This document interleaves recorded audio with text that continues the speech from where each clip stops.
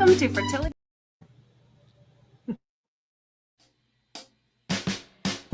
Welcome to Fertility Village. This is your weekly live talk show where community and support come together. With rotating hosts, expert guests, and meaningful conversations, we're here to guide you through the highs and the lows of infertility.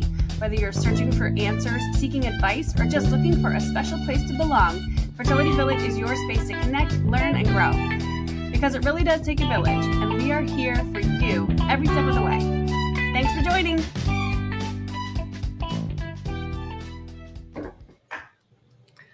Hello and good evening, everybody. Welcome to Fertility Village Live 101. I am Sarah. And I'm Caley. And in today's Fertility 101 episode, we're talking to Elizabeth Carr. She is the first IVF baby born in the United States. Thanks for joining us, Elizabeth. Thanks for having me. We're going to be talking to her about her experience, her passion for advocacy, as well as the movie Joy, which is based on the birth of IVF. So let's get into it. This is probably a popular question to start with, but what was it like growing up as the first IVF baby in the U.S.? Yeah. Thanks so much for having me, guys. Hi, everyone. This question's always hard for me to answer because it was just my life. To be honest, I didn't know.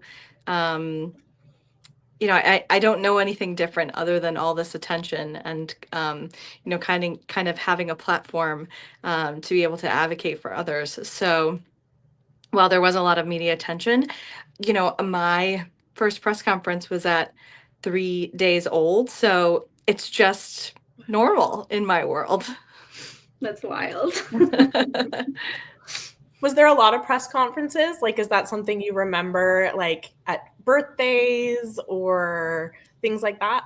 Yeah, I wouldn't say press conferences necessarily, but definitely press appearances. I mean, the media, every time I had a birthday, or it was a major life milestone, when I turned 10, it was a big deal because, they weren't sure when I was born, would I be normal? I mean, that was really a concern and a question, right? And so they were like, yes, she's been alive for 10 years.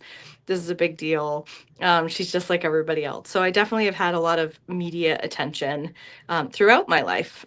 And it's basically never stopped. Was that a source of fear at all? Like, that's what I was about to ask. You ever get nervous? Yeah. I mean, I wouldn't say fear.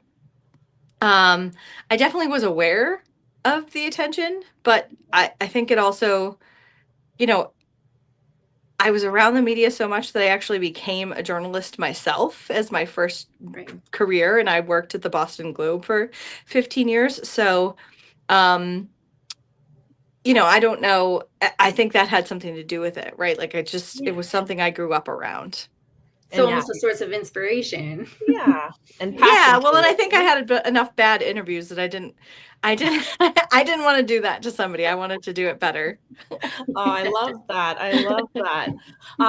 So we, our main reason for talking tonight, we really want to talk to you about the movie Joy on Netflix. And for those who haven't watched it, it's about the birth of IVF, which actually happened in the UK. And Elizabeth is the first US IVF baby. So things kind of transferred over from that. But same story, basically, right? When you're the first and there's those nerves and things around it. So what did you think about the movie? Because I know you watched it. I did see it on Instagram. I did watch it. And side note, Louise and I are good friends. The first IVF baby in the world. And so, I got her take of like what she thought of it as well. But, I think the one thing it did really well was showed, just the bravery and perseverance of all those early days patients. That's kind of how I feel about my own parents, is that they took a leap of faith on this technology that basically they weren't sure if it was going to work or not. Right. And you have to remember there was no insurance coverage. I was not born in the state that my parents were from and living in. I was actually born in Virginia, which my parents were from Massachusetts. So it was a flight for them to go have their monitoring and blood draws and all those things. So they were not only spending money on IVF, but spending money on the travel itself. So there was a lot of bravery in those early days. So I think it did a good job with that. But I also think like having known those people, myself, I met Steptoe and Edwards, Really? and you know the some of the original team.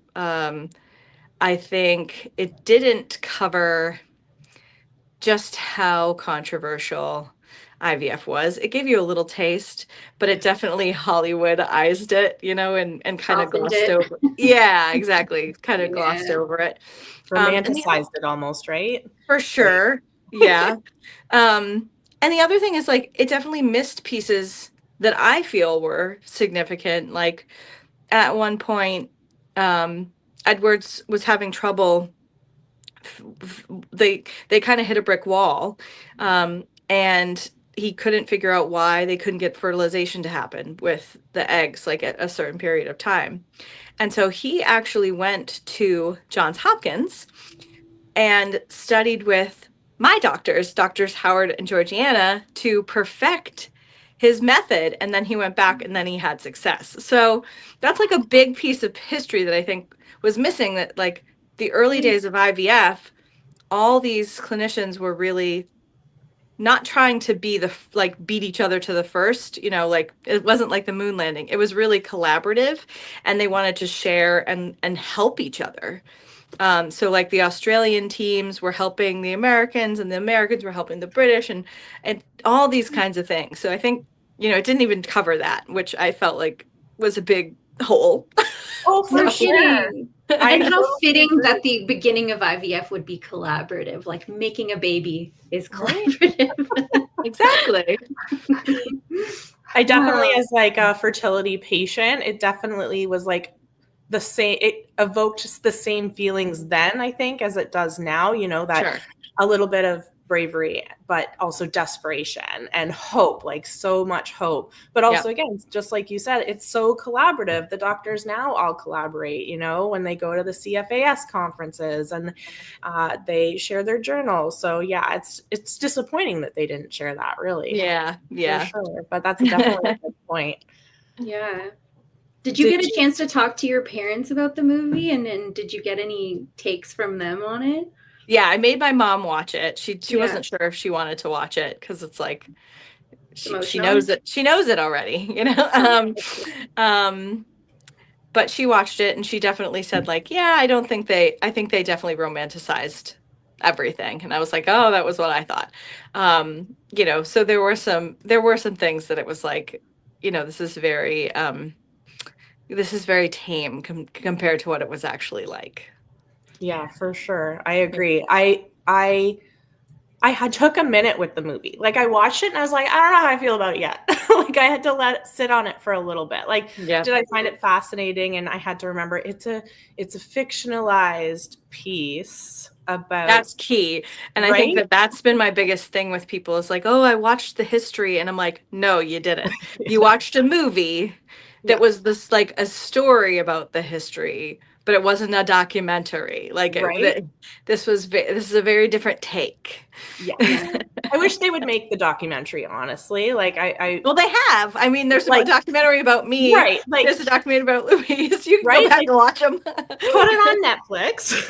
You know what I mean? Like, let's get it out there and say there's a documentary that's more, you know, like effective than this fictionalized movie, for sure. Yeah. Talking about documentaries, there's another one on Netflix called The Man with 1,000 Kids. So we were wondering if you watched that and what your thoughts on that are. And for those who haven't watched it, it is a documentary about essentially sperm donation, sort of, and how people will go through great lengths. Again, we go back to talking about that bravery and hope and desperation of having a family, and the lengths people go to for sperm donation or to get a sperm donor, but also the lack of regulation around it and how globally it's a little bit scary, personally, for someone who watched it. So what did you think about that one, if you've seen it? Yeah, so that was definitely one, you know, I because I work in the industry, so my 9-to-5 job is I work at a pre-implantation genetic testing company and I do marketing for them. And I've always when I was a journalist, I was a health and wellness journalist, to nobody's surprise, right? So I always keep up on the news. And so I remember reading about, this particular person, a while ago. And then, I tried to watch the documentary because people were all abuzz when it first came out. And I got through about 5 minutes and I had to shut it off. Because it was just so upsetting to me, in terms of, people go through an awful lot to build their families, and just to think about, I think, some of the unintended consequences that some of these children will have to deal with and figure out, of like how many siblings they have and who they're related to, and I just, all the things that I think are very complex. I couldn't get through it. I really had to shut it off, and I still haven't finished it. I don't think I will. I honestly, I don't necessarily would recommend it, because I left like so angry and so distraught for people in the Oasis community and the fertility community that had no idea that maybe this was happening, and it's like terrifying for them. And how do you like trust what's going on behind the scenes when this is happening? And it broke my heart big time, again, for the community of people in the fertility world, and again, those children born from it, 100%. So it's terrifying. Don't watch it. It's definitely great that you have a unique perspective on it, though, again, from your journalism and your background and your 9 to 5. So that's amazing. So nope.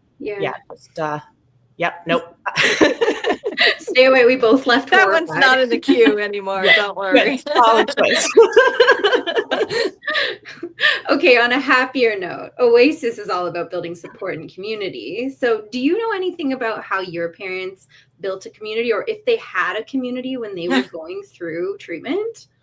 So I think one of the reasons that I have become so vocal and why I've been doing advocacy basically for as long as I could string a sentence together, is because my parents really didn't have a community. They told their immediate circle of friends and family, but they didn't have anyone else, obviously, going through what they were going through, because they were the first here. And they really didn't know a lot of information, because this was all considered experimental back then.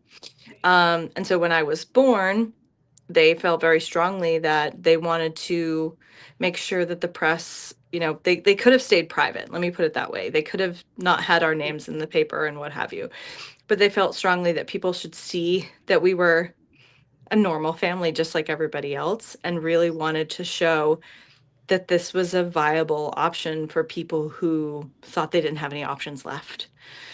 And so for that reason, I have been very vocal and outspoken, because I just think about the fact that if they weren't told about this option by their OBGYN, who basically almost knew nothing about IVF, I wouldn't be here. And so I really want people to know what all their options are, even if they never need those options. But I want people to know what they are, because the worst time to make a decision about how you're going to build your family, or how you're going to try and pursue building your family, is from a moment of crisis, right? Like, that's the worst time to make a decision. And so if you're trying to process, say, an infertility diagnosis, which can feel like, the worst gut punch news. So you're trying to process that and trying to learn what all the different options are out there. Wow, that's really overwhelming. So I want people to know, before they ever need anything, at least a baseline of knowledge of, like, I know what IVF is, I know what surrogacy or adoption or ICSI or all these different things are, because then it's a lot easier. Not that it's ever easy, don't get me wrong, but it's a lot easier to at least have a baseline of information to then move forward with, instead of trying to process all of this all at once.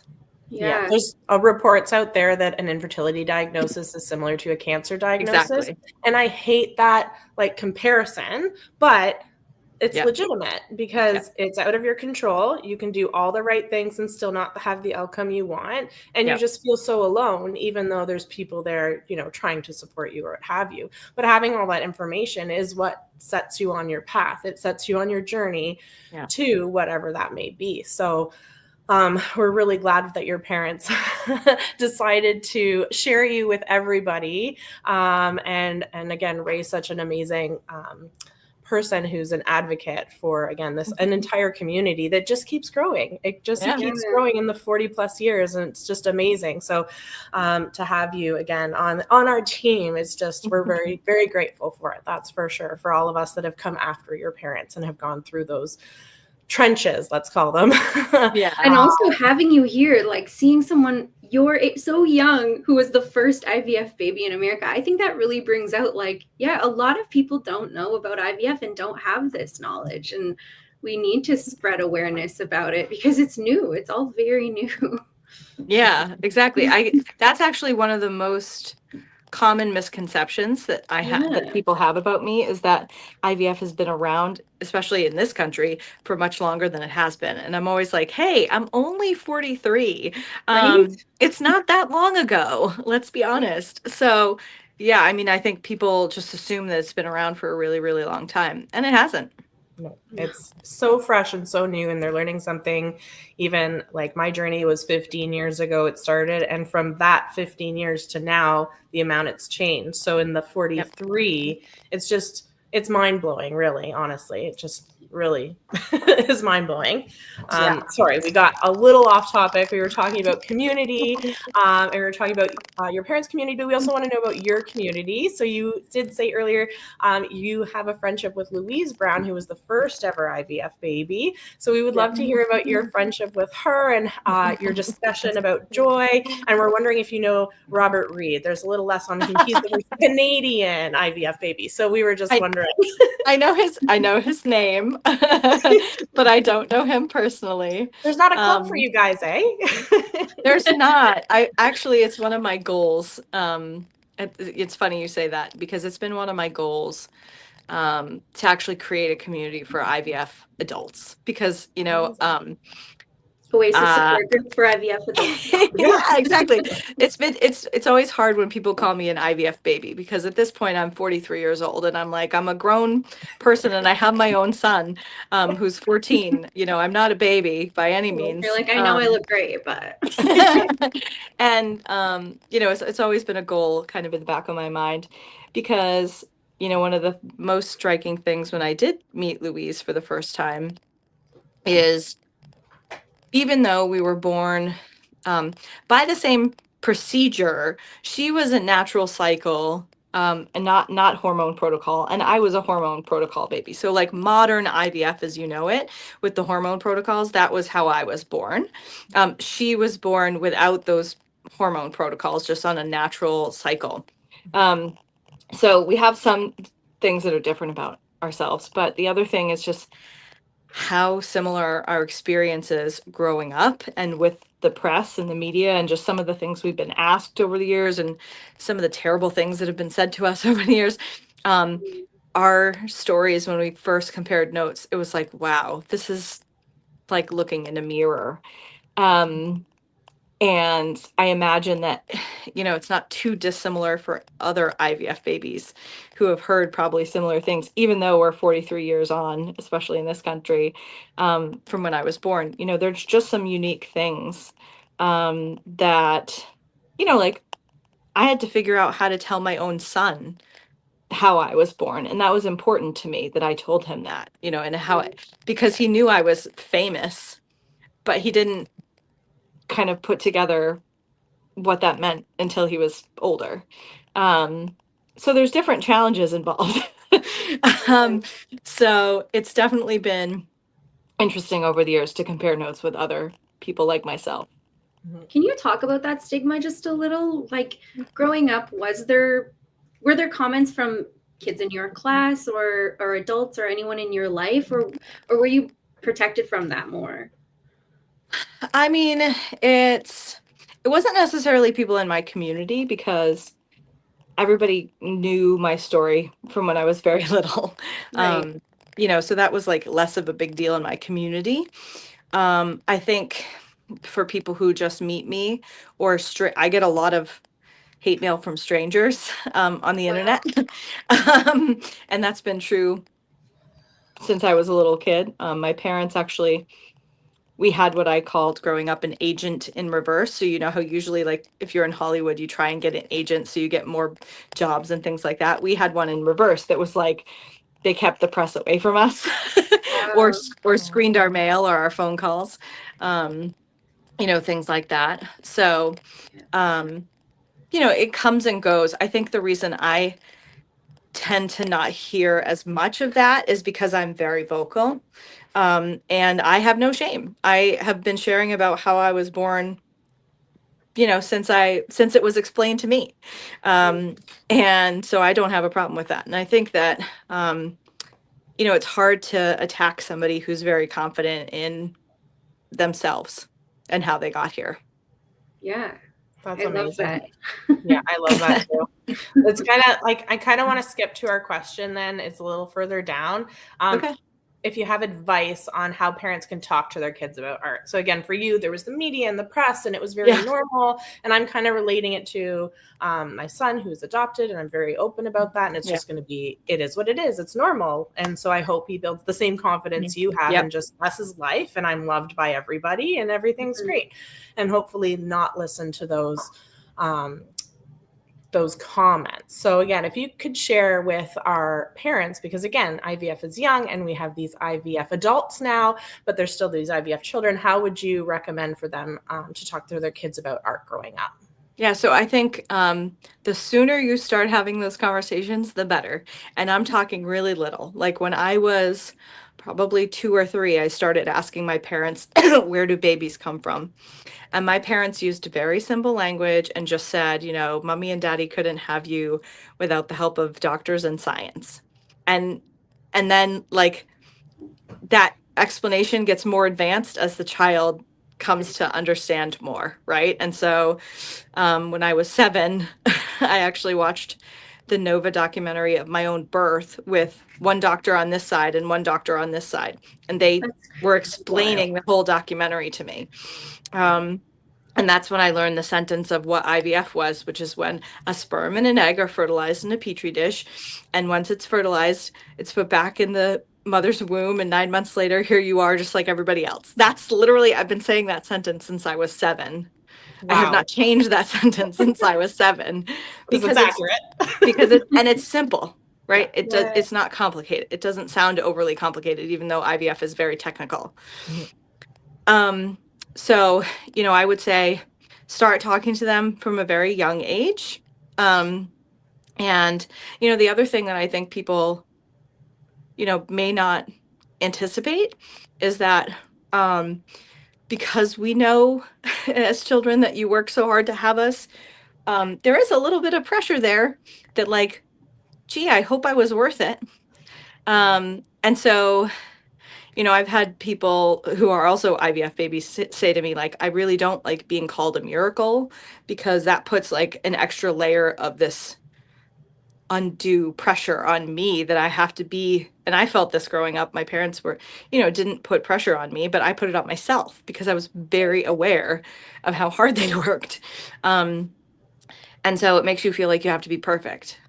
And so, when people say like, oh, I'm introducing you to my miracle baby, I always kind of give a little, like, I know it's so well-meaning, but I always kind of feel a little cringe inside myself of like, actually, now that they're here, they're a child just like everybody else. And they're going to have messy rooms and they're going to break the rules and they're going to have days that they drive you nuts. And that's wonderful. Right?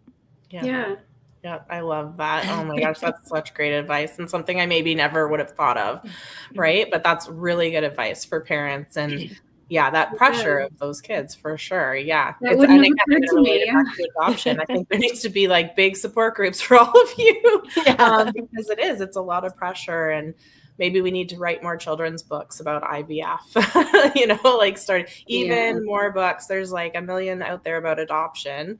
But I think there needs to be more on IVF and talking to kids about IVF. And again, some parents may choose never to tell their children, which would be interesting, I think. But yeah, it's all new and it's amazing, but that's really, really amazing advice. Yeah. Amazing. Okay, so to take a little left turn here, I'd love to talk about where you'd like to see insurance coverage get to when it comes to fertility treatments. This is something we talk about a lot at Oasis because it's a big pain point for people. It's a big pain point for people, whether you're in Canada or the US, let me tell you. I have been fighting for insurance coverage and mandates for many, many years, probably longer than I want to admit.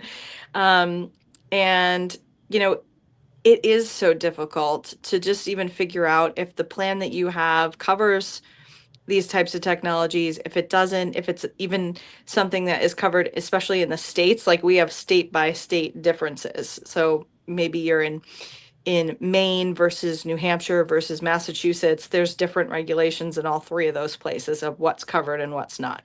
Same here. Which is very complicated.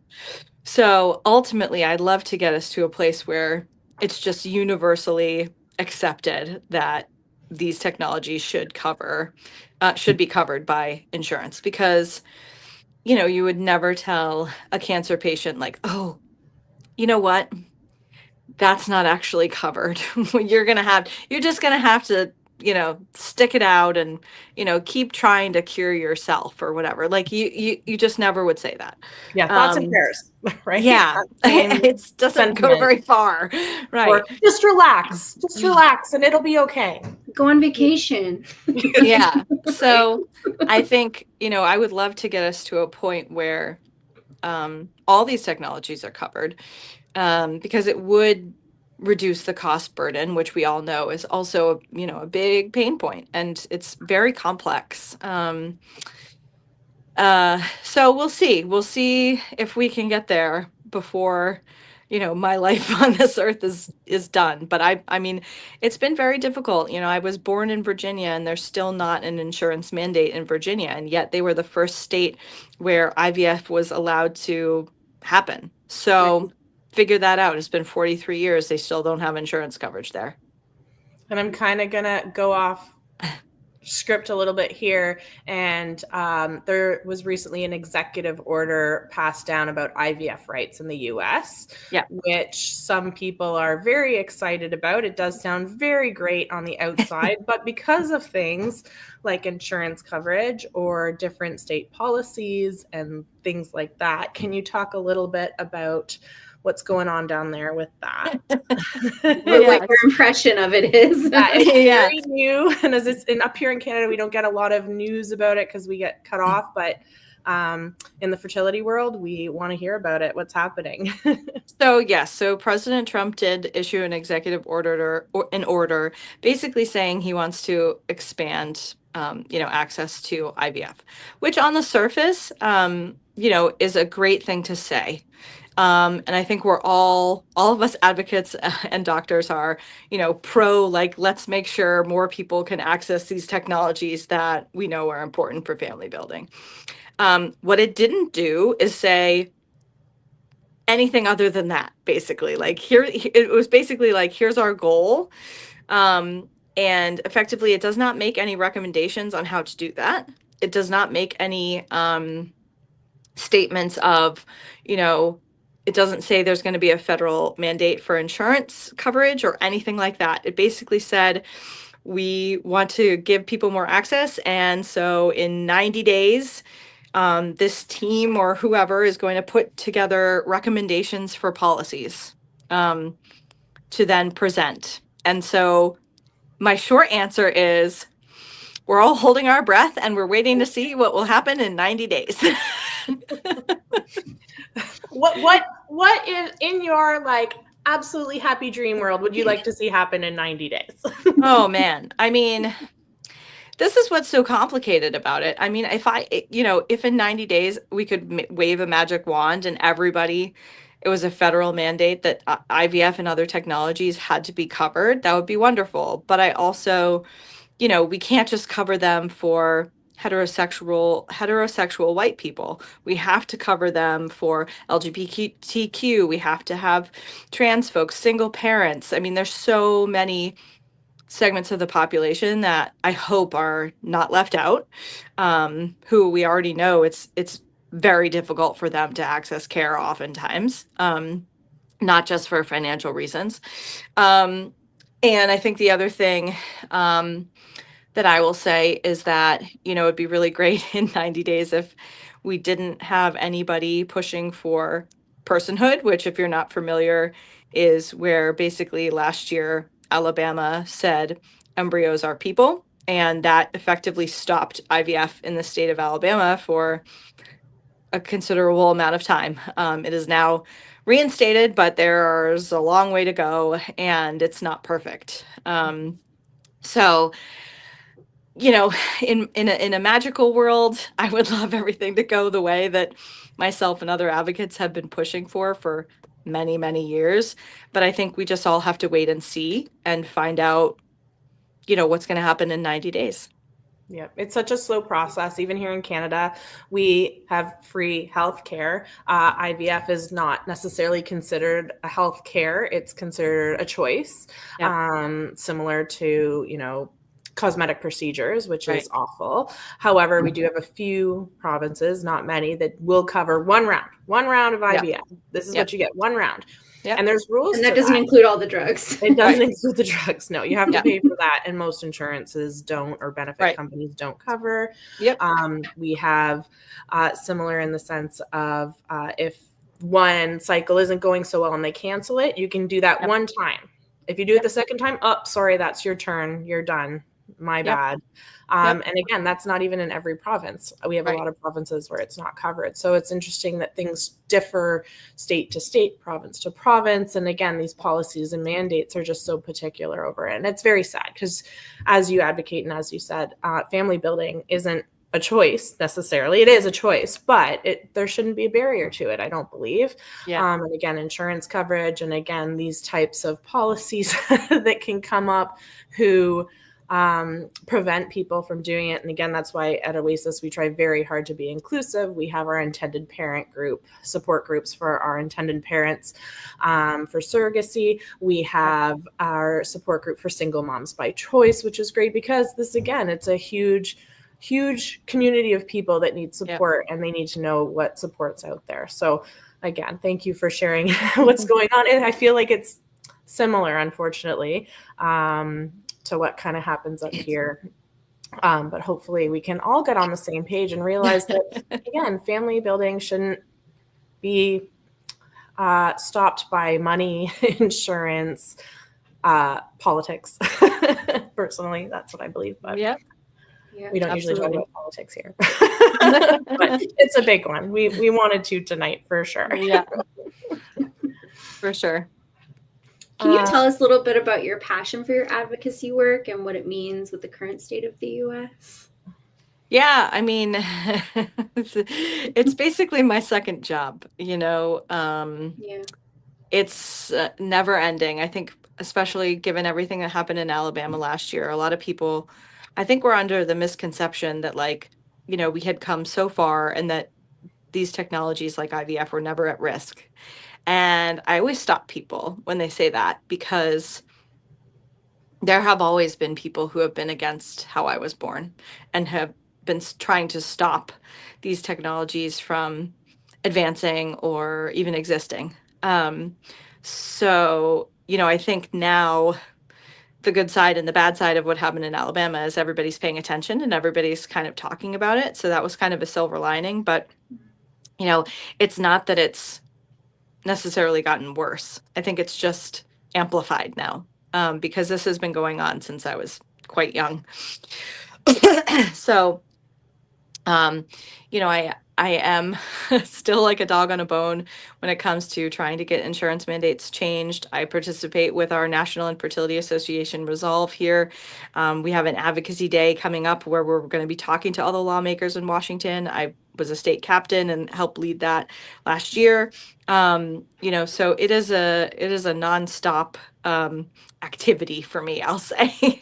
And I feel very strongly that even though I did not experience infertility myself, I had my son without any problems at all. But I feel like for people who are going through and building their family, it takes all of your capacity and bandwidth and time and tension and focus It is if a you're full-time if job. you're in the trenches of building your Yeah. family. And so the last thing a lot of people want to do is try and then advocate just to be able to access these technologies, right? They're just trying to get through the grind of trying to build their family. So I kind of feel like it's my duty, really, to fight for the people who may not have the capacity right now to fight for themselves. And so I take that on. I can do that. If nothing else, I can give back to the industry in that way and the community in that way. And it's kind of, you know, my way of saying thank you. Thank you for fighting hard enough for me to be here. And so I feel very strongly about taking it on. And you know, it doesn't stop even when I'm on vacation right now. It doesn't stop, right? So And we're so grateful. We'll try not to keep you too much longer because we do want you to enjoy your vacation, but we're so grateful. So what advice would you give for others wanting to advocate for reproductive rights? Because as I said, I think it's similar in the US and in Canada. The advocacy never stops. It's a full-time job. Again, here at Oasis, that's constant. Yep. Advocacy for insurance, advocacy for care, advocacy for all of it. Mental health is a big Mental one health as well. support. Yeah, supports. Yeah, I mean, I think, you know, advocacy can be this thing that sounds very intimidating because people are not sure how they can make a difference. How can one person make a difference? And I think my answer to that is always find the helpers, find folks like you all, find other communities where you can get together, share ideas, share your stories, be in a safe place, because sometimes it is very scary to share your story if you've never done that before. So share it with people who you know it's safe to share with first, perfect it, right? And then, you know, start to pay attention to what's happening in you know, your laws making and your legislation. Like, we are constantly telling people, okay, this activity is going on in this state. Call your congress people, write a letter, perfect your story, because you know what, your story is what really makes a difference. It really is the one thing, you know, just talking about 1 in 6 is a big figure for people who experience infertility, but it doesn't necessarily hit home, right? It's that personal connection and that personal story that I think is so important for people to hear. So don't be afraid. And I've had people from the internet just out of the blue ask me, can I practice my story on you? And guess what? I say yes. So it's okay. It's okay to contact me. You know, I run my own Instagram. I run my own website. If you message me on any of those platforms, you'll get me. You'll talk to me. I'm always willing to help you and listen and be a safe space. And point you towards resources. You know, this is a great resource, what you all do. There are other groups that, like, maybe you really care about the affordability, but the insurance aspect seems too big for you to try and tackle. Great. Get on a board or get organized with, you know, the people who offer grants for family building. You know, there's so many ways you can change things for the better. You know, it doesn't have to be all super discouraging. I love that. That's a big part of Oasis's mandate, is really supporting people with mental health. We do have our podcast, which this will be on later recorded, but our podcast is sharing stories about hope. And I think I've told my story to 1 million people because I am one of our conversation starters for our support groups. And I'll tell my story a million more times if that helps the next person not feel alone and feel like they can help the next generation, really. Like they're getting closer to that next generation of fertility support. So that is amazing advice. And again, we are so grateful that you are here advocating for everybody in this community. It makes a huge difference. And as I said, I'm a big nerdy fan. I follow you on Instagram all the time. That's what I do. But because again, your advocacy and your passion, and it shows through, and it does make a difference for us going through it, and for those in our communities going through it. So, and real life example, I met Sarah in support group, and she shared her story with me, and that helped me on my journey. So it really just exactly. Keep sharing, keep advocating, and that's excellent advice. So I hope they take this part and share it all over the place. So this is almost our last official question, and then hopefully we'll get some questions from people online. And if not, that's okay, because we want you to get back to your vacation. So the last one is, you've interacted with many fertility doctors over the years from the very start. What are some areas you'd like to see improvements in patient-doctor care and conversations? That's a big one that comes up in our support groups. Sometimes people aren't feeling heard or feeling seen, or they feel like a number. And this is a really sensitive topic in patient care. So where would you like to see that go? Yeah. I will say I'm always the first person to say, if you're not happy about something or you're not comfortable with something in your clinic, you can go to a different clinic. You can find somebody else that makes you feel comfortable, and you don't have to feel guilty about it. That's my number one rule for anybody listening. But I will say, I think, improvements are being made. I really think that thank goodness technology, I think, has made things a lot easier, and the communication from clinics to patients. I think there's so many different applications out there now, like that, clinics are investing in those things and making it so that you can basically get a hold of a nurse or somebody at the clinic almost 24 hours a day, which is really lovely. At least down here, that's how we are going. And, if there's something that you want to see changed, do not be afraid to speak up, because 9 times out of 10, you're not the only one feeling that way, right? Mm-hmm. And you can just be honest with your doctor of like, this is how I communicate best. This is how I want to get in touch with you and your staff. Is this possible for you? Yes, no. And you get to interview them a little bit, and decide if it's a right fit for you. And if they say, no, that's not how I do things, then you can say, okay, well, thank you very much. And I know there's a lot of places where like, there's not necessarily a lot of clinics, so it's harder to do that. But I think it's important, and I think you need to speak up and, ask those questions from the start, what to expect. And don't be afraid to ask, like, okay, well, how often will I hear from you? If you tell me that I'm supposed to get test results, will I get them in the morning? Will I get them in the afternoons? How quickly after you tell me that I should see results, should I be checking portals and, expecting a phone call? And they anticipate that they'll get questions like that. So don't be afraid of that at all. How many clinics did you interview, Sarah? We're both like big advocates. I was above 10. Yeah, see? I think maybe 5 or 6 for me.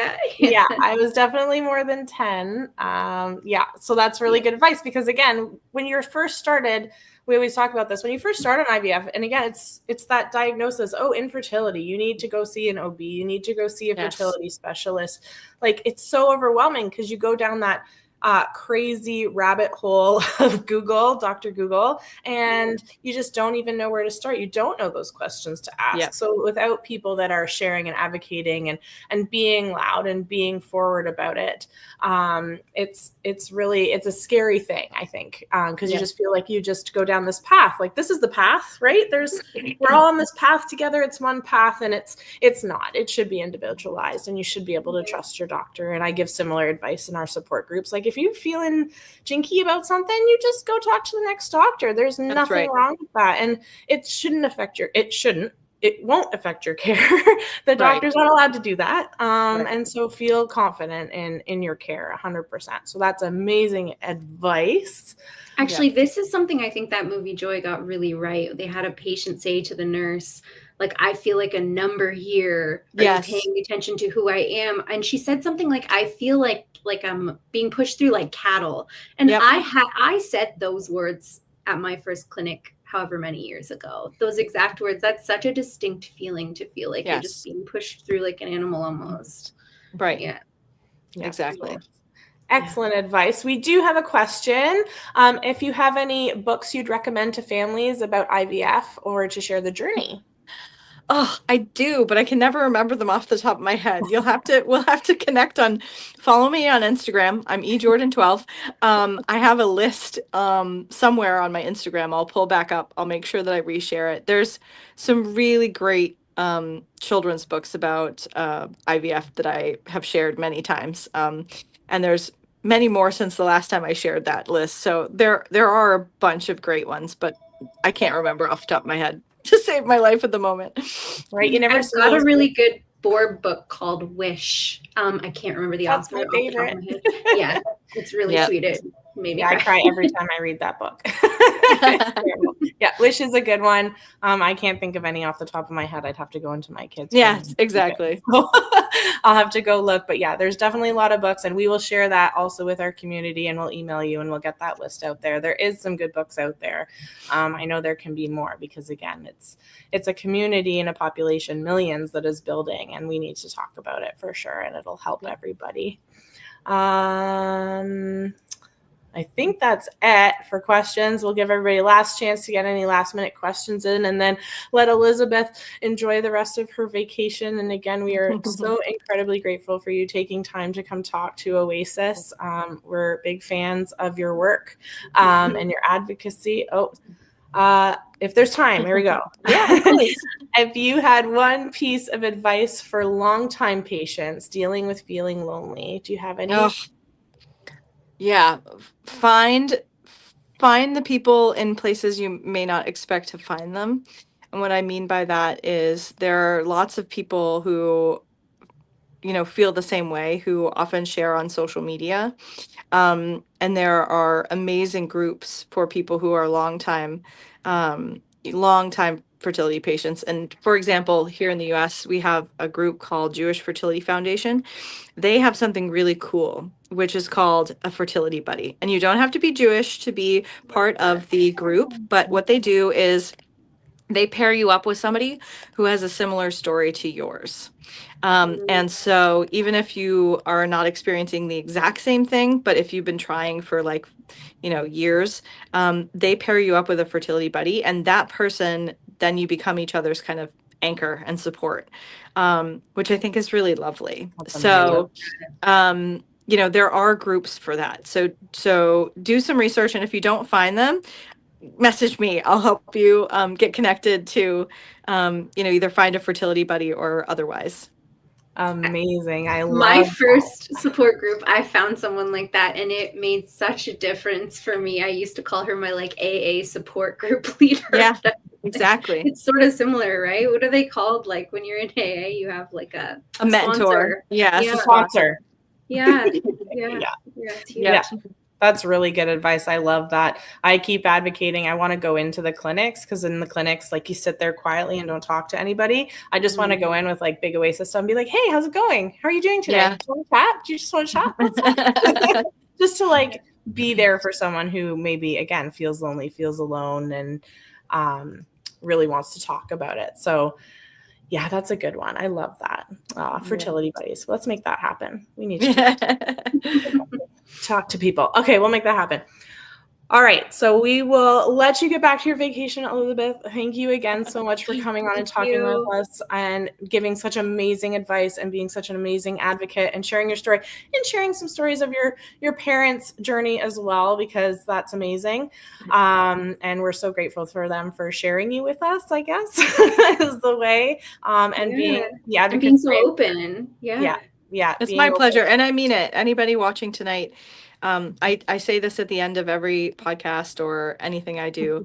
I'm serious. If you feel like you just need to talk to somebody, I really am an open book. I am flying out really early in the morning, so I might not get back to you right now, right this second, but I will get back to you if you message me or you send me a message on my website, ejordancarr.com. Feel free, because I will help you find, if I don't know the answer to a question, I will help you find the resources. I mean that. So please take me up on that offer. That's really wonderful. Amazing. We Elizabeth is tagged in all of our stuff. We'll make sure she's tagged on the podcast recording of this, so you can find her. And Oasis does the same thing. Please message Oasis absolutely anytime. The conversation starters are here. Our hosts for Fertility Village Live are here. We've all been through it, and we're here for you. We want to be your support. So anytime you need it, there is a community. There's a big community out here of people who love you. So reach out anytime. So thank you for that, Elizabeth. Again, enjoy the rest of your vacation. Thank you so much, and we'll talk again soon. Thanks for tuning in, guys. Bye.